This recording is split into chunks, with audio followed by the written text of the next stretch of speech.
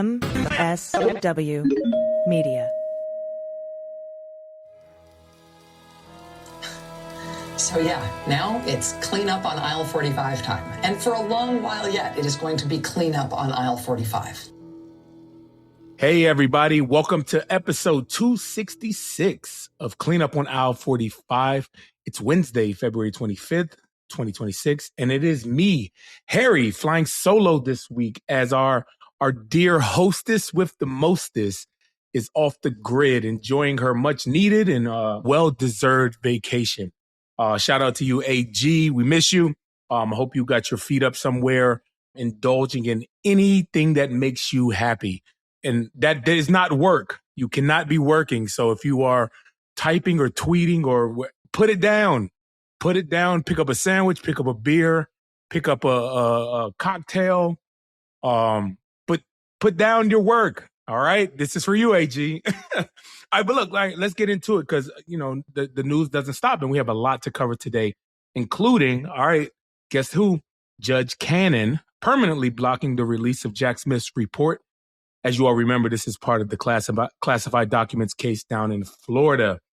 The Trump-appointed judge said releasing the classified documents report now would contravene basic notions of fairness and justice.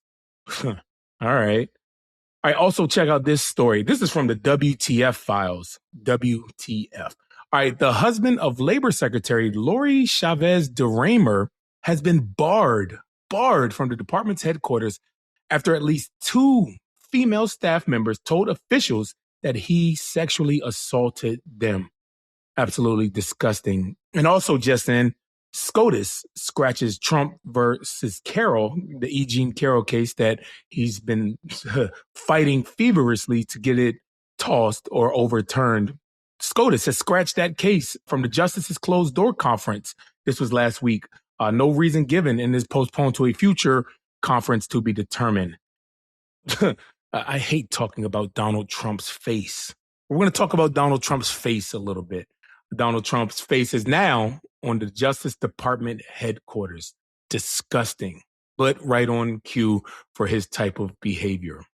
And also, we got a quick update about Pillow Man in his race in Minnesota. No Rudy news, but, let's just all band together and wish Rudy the worst. We love wishing people the best. Let's wish Rudy the worst. All right, but first we got some patrons to thank. All right, Chris McCullough, Charles Jones, Mitchell, Scott Grigas. Now, forgive me, AG's a lot better at pronouncing these names. That's why she usually reads all the patrons because I always mess it all up. But forgive me, my heart is with you. Jeffrey Kinsker, Jana Highsmith. Hey, Jana, Be More Goat is still just getting warmed up. All right. Well, we can't wait to see what you got in store. Be More Goat, Fran Reichenbach, and Joey Merck. Thank you so much to all of our patrons. We thank you so much. We couldn't do it without you. Okay, so y'all, this week, as you know, through the magic of radio or podcast time travel, we're recording this on Monday, but y'all listening to it on Wednesday. And the State of the Union was yesterday, meaning Tuesday. What are your thoughts on it? I want y'all to comment on it. Leave in comments what you thought. I already know what y'all thought because that orange-faced liar, wannabe dictator is going to be in the, unfortunately speaking, in the House chamber, lying and just going against all norms, all common decency, and he's just a despicable person. Listen, when I'm elected, do y'all know that in order for the president to come to Congress to give that speech anytime they address Congress, they have to be invited? So when the Democrats take back the majority and I'm elected into Congress, I'm going to almost insist that our speaker, whoever the speaker is or the leader of the Democratic Party, does not offer that invite to the president. He does not deserve the dignity to speak in Congress in that session because we've already seen what he's going to do. He doesn't respect the office. He doesn't respect people. He doesn't have any decency or decorum. And I'm just hoping, I'm going to insist, and, maybe that's, wishful thinking, but I hope that they can all get behind it, that we all know who he is and what he is. And we should not extend that invitation, that olive branch, if you will. And speaking of uninviting, an uninviting face, Donald Trump's ugly face. Donald Trump's face is now on the Department of Justice headquarters. So it's really Trump's DOJ instead of a separate entity that doesn't cooperate or collaborate with the administration or the president. These are not separate entities right now. It's unfortunate. This is from PBS. A large banner featuring Donald Trump's face. That just sounds funny, y'all, doesn't it? Donald Trump's face. Ew. It was hung on the exterior of the Justice Department headquarters on Thursday in a physical display of the Republican president's effort to exert power over the law enforcement agency that once investigated him. While Trump banners have been hung outside other agencies across Washington, the decision to place one on the storied Justice Department building amounted to a striking symbol of erosion of the department's tradition of independence from the White House control. I like the way that PBS is wording this because, Donald Trump came after PBS, but I love how they are just saying it like it is. Striking a symbol of erosion of the department's tradition of independence. Very good, PBS. It goes on to say the banner hung between two columns on one corner of the building says, "Make America Safe Again," a slogan used by the administration to tout its efforts to clamp down on illegal immigration and violent crime. Attorney General Pam Bondi has postured herself as the president's chief supporter and protector, eschewing the approach of predecessors who sought to maintain an arm's length distance from the White House to protect the impartiality of investigations and prosecutions. We all saw that disgusting display that she put on in front of Congress. It was anything but impartial, her display. It was despicable. Trump officials have rejected accusations that they have weaponized the Justice Department for political purposes, saying, here we go, the Biden administration was the one that politicized law enforcement with 2 federal criminal cases against Trump that were abandoned after he won the 2024 election. Y'all remember who was the FBI director, Christopher Wray, and y'all know who appointed Christopher Wray? Donald Trump. The Justice Department in a statement said Thursday that it's proud to celebrate 250 years of our great country and our historic work to make America safe again at President Trump's direction. The administration has opened investigations into a number of the president's perceived enemies, amplifying concerns that the agency is being used to exact revenge on its political foes. Federal prosecutors brought charges against New York Attorney General Letitia James and former FBI Director James Comey that were later dismissed, and separately sought to invite several Democratic lawmakers in connection with a video in which they urged U.S. military members to resist illegal orders. In a social media post, Comey said the banner was sickening to see, adding that the administration forgot to cover the inscription on one side of the building that says, "Where law ends, tyranny begins." Powerful quote. The department is also investigating Federal Reserve Chair Jerome Powell over congressional testimony and Democratic Minnesota officials over whether they obstructed federal immigration officers through public statements. Good reporting, PBS, and way to put it clearly and bluntly. Shout out to you all, PBS. All right, y'all, we're going to take a quick break, but we got a lot to get back into, and we're going to talk about the Judge Cannon case on the other side of the break. So stick around. We'll be right back.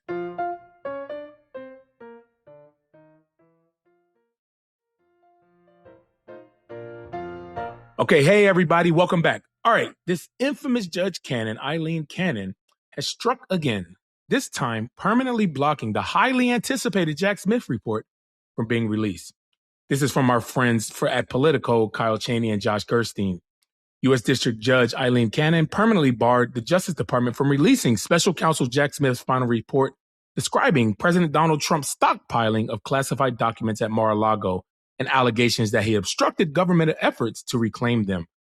Cannon lit into Smith for a brazen stratagem, compiling the detailed report even after she ruled in July 2024 his appointment as special counsel was unconstitutional and dismissed the case against Trump and 2 co-defendants. The Justice Department had appealed Cannon's decision, but dropped the case altogether after Trump's election. Special Counsel Smith and his team went ahead for months, undeterred, preparing the classified documents report, using discovery collected in connection with this proceeding and expending government funds in the process. Cannon wrote in a 15-page ruling issued Monday. To say this is chronology represents, at a minimum, a concerning breach of the spirit of the dismissal order is an understatement, if not an outright violation of it. This is from Cannon. The Trump-appointed judge said releasing the report now would contravene basic notions of fairness and justice and amount to a manifest injustice because the case never reached a jury. It could also risk revealing information protected by attorney-client privilege and grand jury secrecy, she said. Well, I think there's a way to, make sure that that isn't included in the report.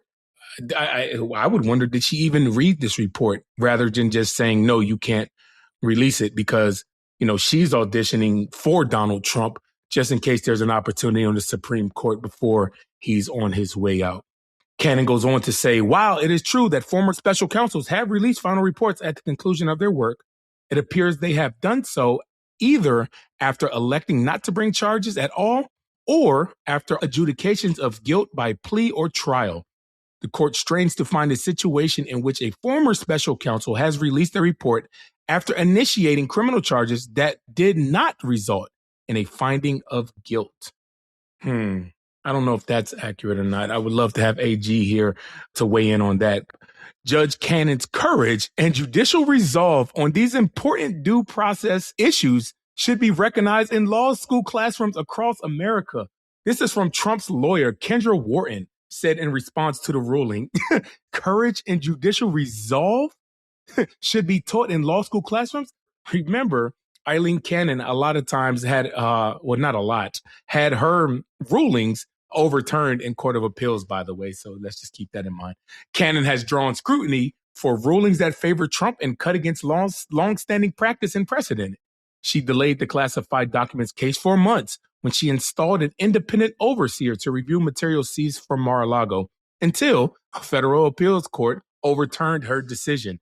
Yeah, let's study that and how not to be. In her ruling, Cannon emphasized that all parties agreed that Smith's report should not be made public. That is technically true because after Trump was sworn into his second term last year, the Justice Department took the position that the report should never be released. Trump's private lawyers and Trump's former co-defendants, Carlos de Oliveira and Walt Nauta, also opposed the release of the report. I wonder why. Before retaking office, Trump asked Cannon to block both volumes of the report, but Cannon concluded at the time she didn't have the power to intervene in matters stemming from the election investigation. So, is anybody really surprised by this? I'm definitely not. When it came to Aileen Cannon doing the right thing, if she's setting the precedent, she's going to set it to favor Donald Trump because, like I said earlier, she is on an audition, if you will, for that highly coveted Supreme Court seat from either Clarence Thomas or Alito. Who knows? But yeah, let's just see. We'll be following that to see if there are any more that comes from that. But I don't think so since, the special counsel's office, didn't want to release the report. Who would have the standing to take it to the Supreme Court to have that overturned? I do not know. All right, everybody, stick around. We're going to take another break and we'll be right back with you.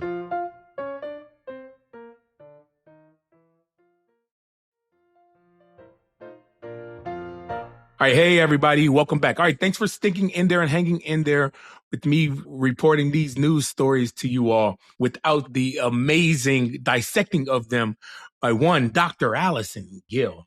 But this story is kind of disgusting, as is all sexual abuse. The husband of Labor Secretary Lori Chavez-DeRemer has been barred from the department's headquarters after at least 2 female staff members told officials that he had sexually assaulted them. This is according to people familiar with the discussion and the police report. And this is from the New York Times.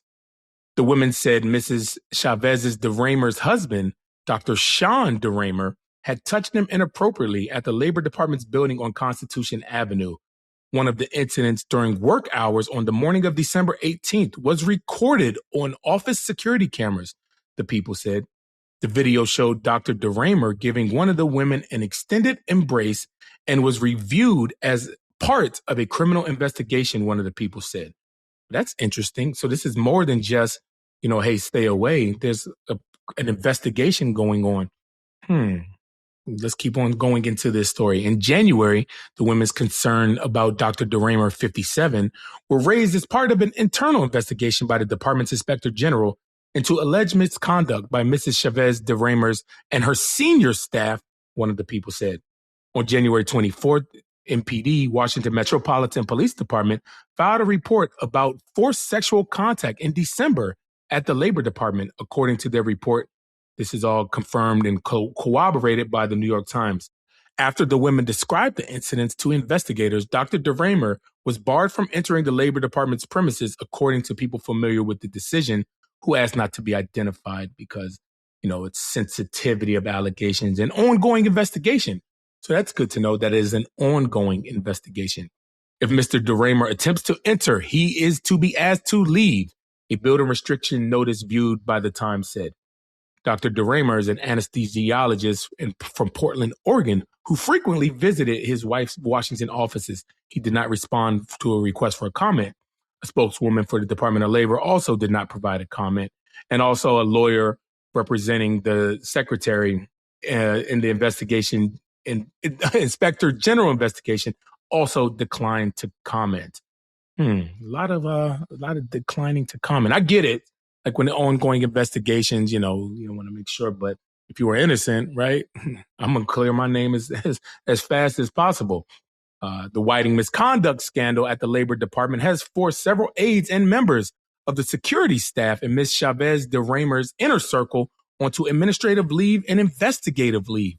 The Inspector General's office is investigating a formal complaint that Ms. Chavez-DeRemer was having an inappropriate sexual relationship with a subordinate, a member of her security detail, and abusing her office by taking staff to strip clubs, drinking alcohol on the job, and taking personal trips at taxpayers' expenses. Sounds a lot like Pete Hegseth. I got to keep looking back at this and make sure, wait, am I reading about Pete Hegseth? No, it must be a common theme to be appointed in Trump's cabinet. Abusing her office personnel, taking them to strip clubs, making them drink alcohol on the job, and taking taxpayer-funded trips. Of course, her lawyer has denied the allegations, but no other comment made available. Donald Trump nominated Chavez-DeRemer as his labor secretary in late 2024, and she was confirmed in March last year. She was a Republican congresswoman from Oregon before losing her bid for re-election in 2024. During her tenure as labor secretary, thousands of department employees have been pushed out of federal service. Her department has also broadcast social media messages that echoed, check this, that echoed used those by white nationalists. You don't say. Only the best people, right? So frustrating with these people because, we'll go back to say, remember, she was confirmed in March. Obviously Donald Trump is who we all know him to be, and we shouldn't expect any decency from him. But I expected more from the Senate during this round of confirmations, basically giving a blanket to anybody Trump wanted, a blanket approval. It's terrible, and all of them are regretting it now, but this is disgusting. All right, now, news about the Supreme Court. Last week, SCOTUS scratched Trump versus E. Jean Carroll case from the Justices' closed-door conference. They postponed this to a future conference.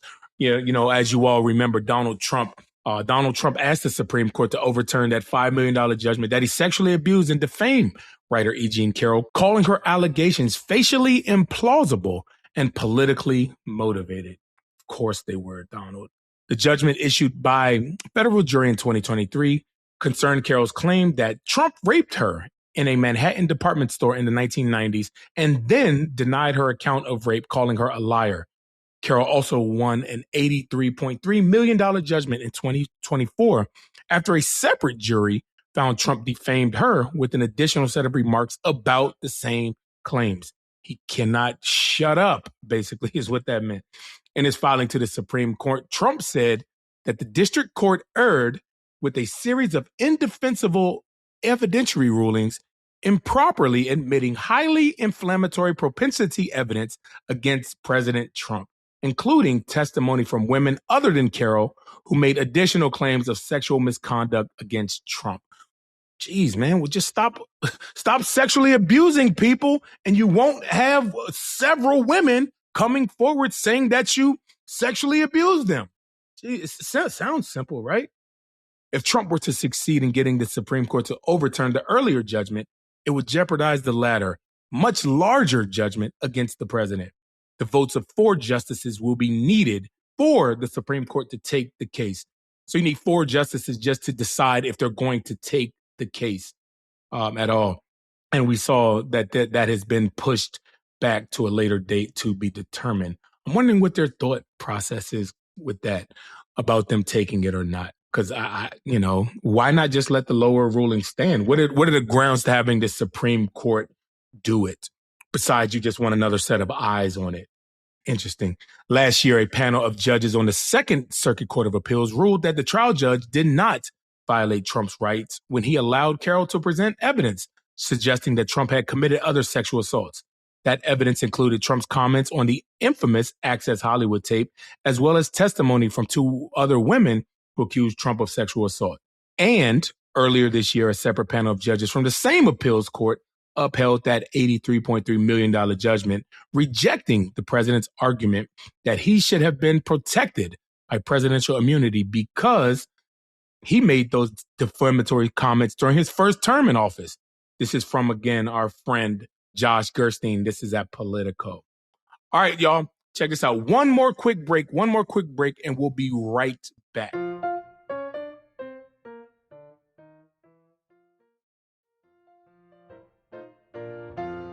All right, y'all. Now we got another story right here, or this is just kind of like an update. And I know these segments are going kind of fast, but I was just sitting here thinking, when you have discussions about these topics, it's kind of tough to discuss it with yourself. And that's why I appreciate AG so much. She brings such a different side of opinion. Well, not even really different side. We're on the same, but a different interpretation of it. She's very good at having discussions with. All right, but going to talk about the Minnesota governor's race and some early polling, which showed Pillow Man, obviously not winning. The New York Times has polling out. This is conducted by Emerson College. This shows Senator Amy Klobuchar with a 22-point lead over Pillow Man. It's kind of weird that it's only 22 points in this particular poll. It has her at 53% and Lindell at 31%. It's almost a third, like a third of people in this poll are taking the Pillow Man. Like, this is, I don't know. That's kind of disturbing. Also, it shows Klobuchar with a comfortable lead over Lisa DeMuth, with Klobuchar at 51% and DeMuth at 38%. Now, from all of this polling, one thing is for certain: Pillow Man needs to focus on pillows and grifting off of his book, because the governor is not in his future. As you all remember, Pillow Man has been catching a lot of scrutiny for using his campaign funds to sell his book. To buy his book. And he says that is a better use of money to buy his book instead of giving out what everybody else does, campaign flyers, campaign literature. So that's his thing. All right, y'all. I know there was a very kind of short show today, but I definitely wanted to get y'all these stories out there. And yes, it is a lot more difficult out here talking into the void, if you will, talking into a microphone with just yourself here. So it's so funny when, you have the script about the things that you're going to talk about. It says discuss. What are the discussions? What are the discussions? And then you have the discussions with yourself. I hope you all are talking amongst yourselves and each other about these stories. And I'd love to hear your thoughts about them going forward. Allison, I hope that you are, like I said at the beginning of the show, got your feet up, relaxing, having a good old time. But we miss you, and we'll see you back next week. Everybody else, thank you to all our patrons. Thank you to all our listeners. Also, remember, there is a happy hour coming up on this Thursday. Check your emails. As we always say, check your junk. Won't let it to get lost in there. We will make sure that happy hour is we'll be having a good time, and I will be having a cocktail because I'll be leading the happy hour. But this one it's easier to have those kind of talks, because when you have questions, I like to answer questions, and we'll, discuss as much as we can amongst each other. So thank you all for being patrons, and also, everybody just listening in general. And if you want to become a patron, please, we can't do this without you, as we are independent media, and we are not the media that is going to bend the knee and, be cordial to a criminal, 34-time convicted felon and its corrupt administration. So thank you all for listening. Until next week, patrons will see you on the bonus and during the happy hour. I've been Harry Dunn. Have a good one. Cleanup on Aisle 45 is written, researched, and produced by Allison Gill, with editing by Molly Hockey. Our art and logo design are by Joelle Reeder and Moxie Design Studios, and our music is composed and performed by Adam Orr.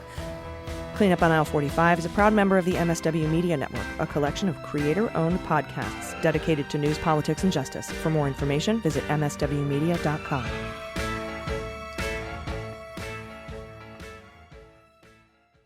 MSW Media.